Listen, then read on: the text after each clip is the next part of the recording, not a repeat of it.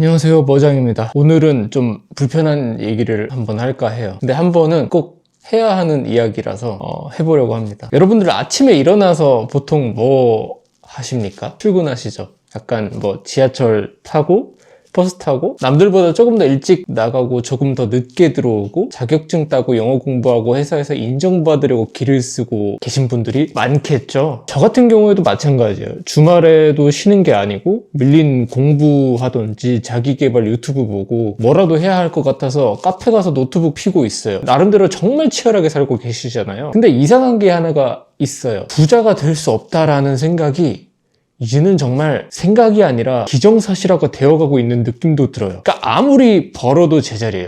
내 집 마련은 사실 꿈도 못 꾸고, 사실 뭐 전세 사기나 안 당하면 정말 다행인 세상이라고 생각을 해요. 그러면 이런 생각이 슬슬 올라와요. 그러니까 내가 뭘 잘못했길래 같은 나이인데 쟤는 벌써 차도 있고 집도 있지? 나만 이렇게 사는 건가? 저는 이런 생각도 한 적이 있거든요. 그러니까 어떤 모임을 가면 나랑 동갑인데 쟤는 그냥 부모 밑에서 편하게 게임만 하고 있는 삶을 사는 거예요. 그래서 복잡했던 적이 있거든요. 그러니까 밤에 잠들기 전에 이런 생각을 계속 했었어요. 그러니까 내가 뭔가 잘못 살고 있는 이런 느낌? 이게 진짜 괴로웠거든요. 오늘은 그래서 제가 이걸 한번 정리를 해드릴까 해요. 그러니까 결론부터 한번 말씀드리고 시작할게요. 여러분들 잘못이 아니라고 생각을 해요. 판이 기울어져 있어요, 처음부터. 여러분들은 어렸을 때 개천에서 용난다라는 말을 들어보신 적 있으신가요? 간단하게 말하면 열심히 하면 네가 어떤 집에서 태어났던, 네가 어디에서 어떤 일을 하던 간에 넌 성공할 수 있다 라는 뜻이거든요. 그러니까 가난은 부끄러운 게 아니라 이겨내는 거라고. 지금부터 하는 얘기는 이해가 안 가더라도 잠깐만 마음을 좀 가다듬고 한번 들어보셨으면 좋겠어요. 근데 2026년에 대한민국에서의 그 개천은요, 이미 그냥 시멘트로 덮여있다라고 생각을 해요. 용이 나올 구멍이 아예 없다라는 뜻이에요. 이거 오늘 저 머장이 이 불편한 진실을 숫자로 한번 보여드릴게요. 그냥 감정 싹 다 빼고 데이터로. 그리고 이 기울어진 판에서 어떻게 살아남을 것인가에 대해서 이야기 한번 해보도록 하겠습니다. 아까 제가 감정 빼고 숫자로 한번 얘기를 해보자라고 말씀을 드렸잖아요. 한국보건사회연구원이라는 곳이 있어요. 여기서 전국 성인 3,000명한테 한번 물어봤단 말이에요. 우리 사회에서 계층 이동이 활발하다고 생각하십니까? 라고 물었어요. 활발하다고 답한 사람이 몇 %일 것 같아요? 25%. 그러니까 4명 중에 1명꼴로 그렇게 대답을 했다는 거예요. 그러면 나머지 75%가 남잖아요. 그 사람들은 활발하지 않다, 아니면 보통이다로 답을 했어요. 그러니까 대다수의 사람들이 이미 체감하고 있는 거예요. 이 사회에서는 계층을 뛰어넘기는 진짜 힘들구나. 그러면 왜 계층 이동이 안 된다고 느끼냐? 1순위 답이 뭐였냐면요, 부모의 경제력이나 사회적 배경 때문이다. 이 답이 43%예요. 그러니까 압도적 1등이란 말이죠. 그 다음이 제가 조사한 바로는 좋은 일자리와 나쁜 일자리가 나눠져 있어서 이게 17%, 그 다음이 출신 지역이나 거주 지역 때문에가 14%. 이걸 다시 정리하면 사람들이 계층 이동이 안 된다라고 느끼는 이유 1등은 부모의 배경, 3등은 지역이에요. 이건 느낌이 아니라 3,000명한테 물어본 조사 결과거든요. 근데 놀랍게도 여기서 끝이 아니에요. 한국은행에서 보고서를 하나 냈는데 이건 사람들 인식이 아니라 실제 데이터를 분석한 거예요. 한국은행이 OECD랑 같이 분석을 했어요. 한국노동패널이라는 데이터를 가지고 부모 세대와 자녀 세대의 소득을 추적을 한 거예요. 결과가 진짜 충격적이어서 저도 조금 이 영상 만들기 전에 진짜 현타가 많이 왔었는데, 부모 소득 순위가 10계단이 올라가면요, 자녀 소득 순위는 2.5계단이 올라가요. 이게 무슨 뜻이냐면 부모가 100명 중에 50등이면 자녀도 대충 50등 근처에 있다라는 뜻이에요. 부모가 100등이면 자녀도 밑바닥이고 부모가 1등이면 자녀도 상위권이라는 뜻이에요. 그러니까 부모 소득이 곧 자녀 소득을 결정한다라는 뜻이 되겠죠. 그러니까 백종원의 자녀들은, 손흥민의 자녀는, 박지성의 자녀는 어쨌든 금수저 물고 태어난 거다, 잘 살 거다, 이런 뜻이 될 수 있겠죠. 그리고 저는 이게 더 심해지고 있다고 봐요. 1970년대에 태어난 사람들은 이 연동 정도가 0.11 정도였어요. 약한 편이었죠. 그러니까 부모의 영향이 그렇게 크지는 않았다라는 뜻이에요. 근데 1980년대에 태어난 사람들은요, 이 수치가 0.32로 뛰었어요. 3배 가까이 올랐죠? 자산은 더 심해요. 자산 연동 정도가 0.28에서 0.42로 올라갔어요. 부모가 부자면은 자녀도 부자고 부모가 가난하면은 자녀도 가난한 구조가 세대가 갈수록 더 강화되고 있다는 뜻이에요. 자꾸 우울한 얘기해서 저도 좀 그렇긴 한데 조금만 더 참고 들어보세요. 여기서 가장 충격적인 숫자를 하나 드릴게요. 비수도권에서 태어나고 부모가 고소득층인 자녀, 이 사람이 성인이 되어서 상위 25% 소득층에 올라갈 확률은 4.3%. 그러면 이게 이전 세대는 몇 퍼센트였냐? 이전 세대는 이게 약 13%였어요. 그래도 100명 중에 13명은 올라갔다라는 거거든요. 근데 지금 세대는 4명이에요. 100명 중에 4명. 앞으로는 더 심해지겠죠. 그리고 같은 조건에서 부모 소득 하위 50% 자녀가 그대로 하위 50%에 머무는 비율이요. 이전 세대는 59%였어요. 지금 세대는 80%를 넘었어요. 100명 중에 80명이 부모의 경제적 위치를 그대로 물려받는 거거든요. 여러분들은 학교 다닐 때 한 반에 30명 정도였었나요? 그 중에 한두 명 나올까 말까 라고 생각하면 돼요. 나머지 28명은 부모가 가난하면 나도 가난한 거예요. 이건 느낌이 아니죠. 한국은행이랑 OECD랑 같이 분석한 공식 데이터예요. 여러분들 궁금하면 한번 찾아보세요. 우리가 조금 유식한 단어를 쓰면 그런 말도 하잖아요. 이거 계층 사다리가 무너졌다라고 하는데, 근데 이건 사다리가 무너진 게 아니에요. 그러니까 사다리 자체가 치워진 거거든요. 아예 없는 거예요. 그러면 도대체 무엇이 이 구조를 만들었나? 크게 3가지예요. 하나씩 풀어볼게요. 이주 자체가 불평등하다 라는 표현을 쓰고 싶은데, 그러니까 여러분들 아까 한국은행 보고서에 재미있는 데이터가 하나 더 나왔어요. 비수도권에서 태어나서 다른 지역으로 이주한 자녀는요, 부모보다 소득 순위가 평균 6.5%포인트가 더 높았어요. 올라간 거죠. 반면에 고향에 그대로 남은 자녀는요, 부모보다 2.6%가 낮았어요. 오히려 내려갔죠. 이동하면 올라가고 안 하면 내려간다.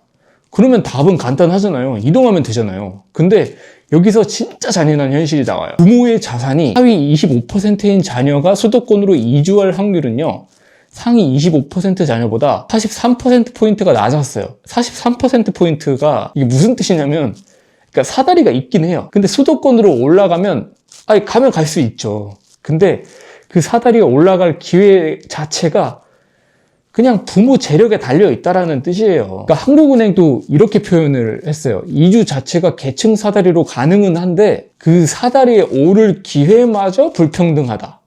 그러니까 왜 부모의 자산이 낮으면 수도권으로 못 가냐? 그냥 진짜 간단하잖아요.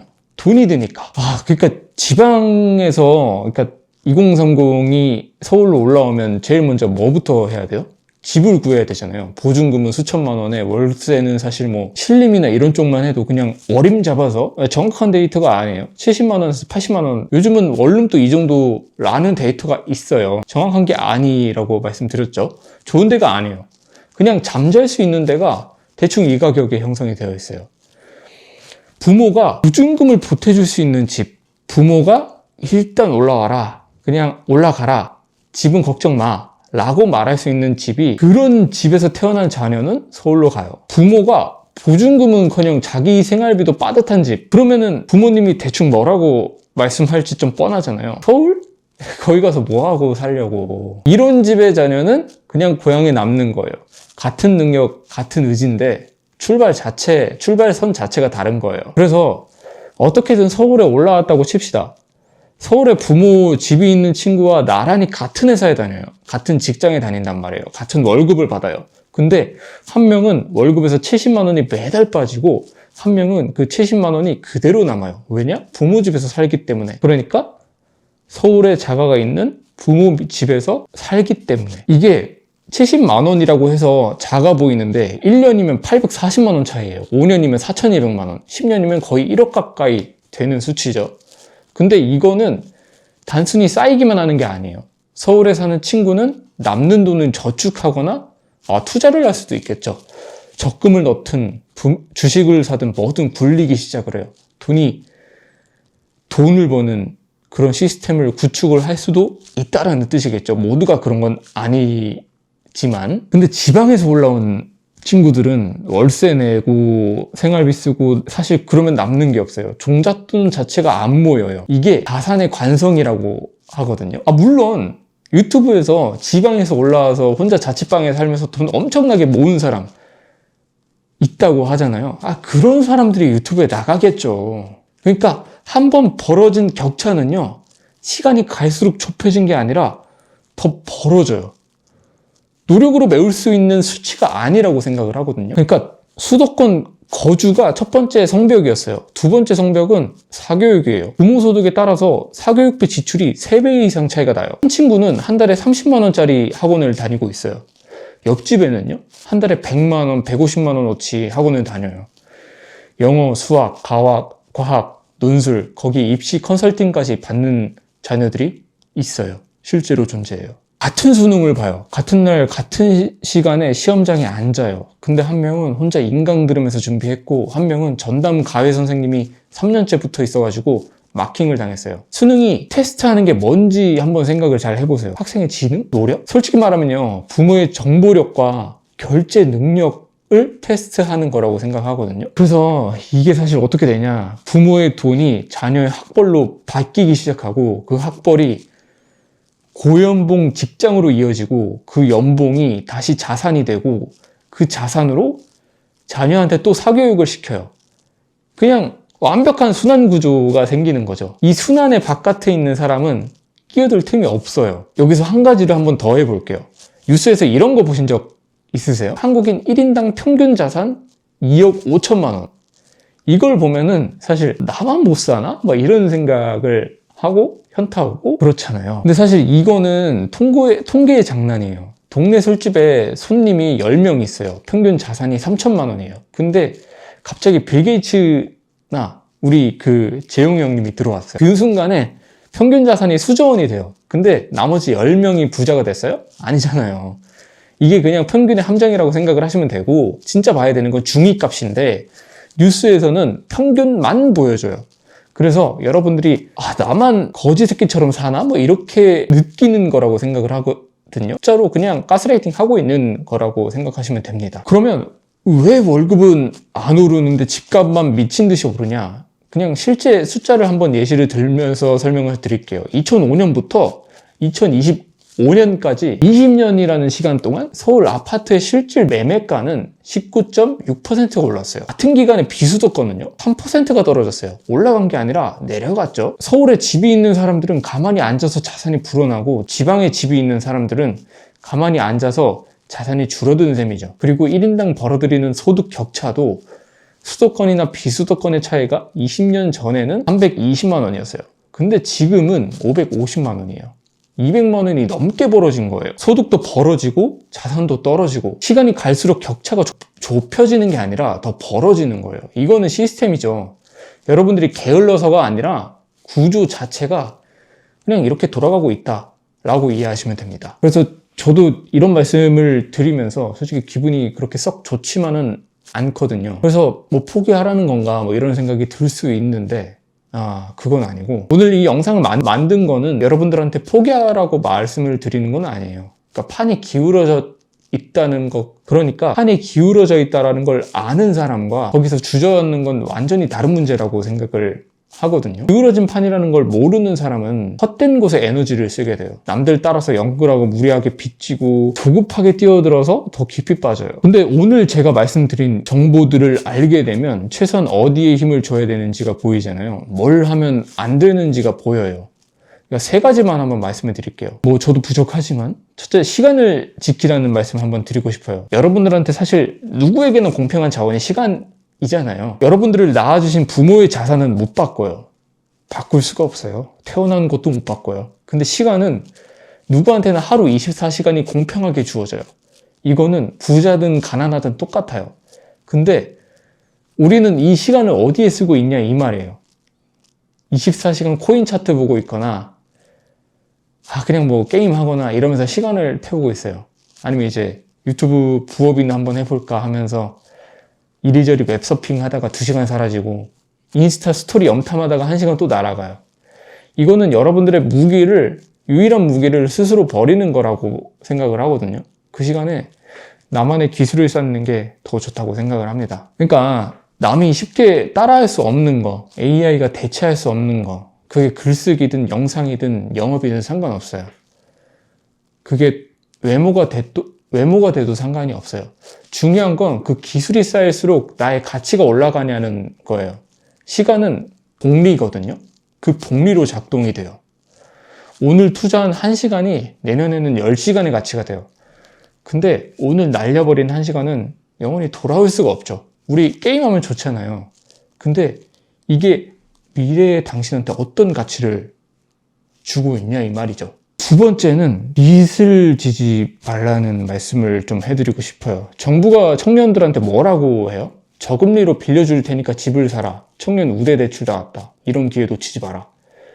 이런 씨발 그냥 좆빠는 소리를 이게 기회처럼 보여요? 근데 한번 생각을 한번 해보세요. 30년 동안 매일 이자를 갚는다라는 건 뭐예요? 30년 동안 은행을 위해서 일을 한다라는 뜻이에요. 아침에 눈 뜨면 이번 달 이자 내야 된다라는 생각부터 하는 거예요. 이 생각을 30년 동안 하는 거예요. 빌리기 전에, 그러니까 대출을 한번 하기 전에 꼭 이런 자가 테스트를 한번 해보셨으면 좋겠어요. 이 돈을 갚으면서도 다른 기회를 잡을 여유가 있는가? 이 질문에 아니오라면 빌리면 안 돼요. 남들이 다 영끌을 하니까 나도 해야 할 것 같은 그 느낌이 가장 위험하다고 생각을 합니다. 그럼 마지막으로 남의 속도에 휘둘리지 말라는 말씀을 해드리고 싶어요. 아까 평균이 거짓말이라고 했죠. 남들이 영끌에서 아파트 사는 거 보이면 조급해지고 SNS 누가 차 뽑았다고 올리면 배부터 아프거든요. 그런데 그 영끌한 사람들 중에 이자 못 갚아서 허덕이는 사람이 얼마나 많은데요. 그 차 뽑은 사람들 정말 사실은 리스인지 아닌지 여러분들은 몰라요. 그러니까 보이는 게 전부가 아니에요. 여러분들 보이는 걸 정말 그대로 믿는 습관은 버리세요. 남의 속도에 맞추지 마세요. 내 상황에서 가능한 것부터 하나하나 쌓아가는 게 맞아요. 그러니까 정말 화려한 평균 말고 나만의 중위값을 찾으시면 좋을 것 같아요. 내 속도로, 내 방향으로.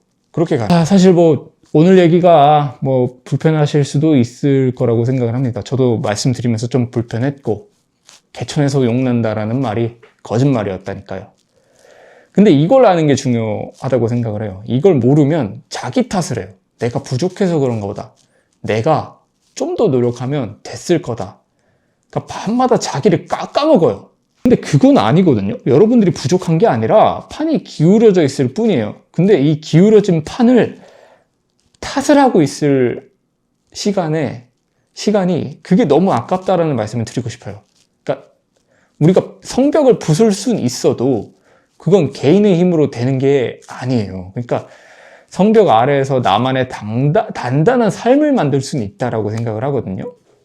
그러니까 사회가 만든 시스템이 여러분들한테 네가 부족한 거야 라고 말을 할 때 속지 않으셨으면 좋겠습니다. 오늘 영상이 설 연휴 전에 올라오는 영상이 될 텐데 여러분들의 하루를 돌아보는 계기가 되었으면 좋겠습니다. 오늘 한번 구독 진짜 좋으셨으면 눌러주시고 아니었으면